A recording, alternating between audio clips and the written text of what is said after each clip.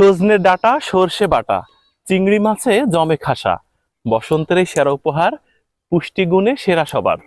দেখুন, আমি যে গাছটি থেকে সবজি উঠাচ্ছি এটিকে বলা হয় মিরাকেল ট্রি। কেন মিরাকেল ট্রি বলা হয়? কারণ এই সজনে ডাঁটা প্রায় 300টি রোগের প্রতিষেধক। শুধু তাই না, এটি সুপারফুড। সজনের পাতা, সজনে ডাঁটা, সজনে গাছের কষ সবটাই ঔষধি গুণে পরিপূর্ণ।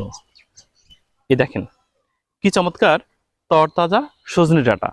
এই সজনে ডাঁটার বেশ কয়েকটি জাদুকরী ব্যাপার রয়েছে। আপনার যদি কোষ্ঠকাঠিন্য থেকে থাকে তাহলে সজনে ডাঁটার তরকারি খেলে ঠিক হয়ে যায়।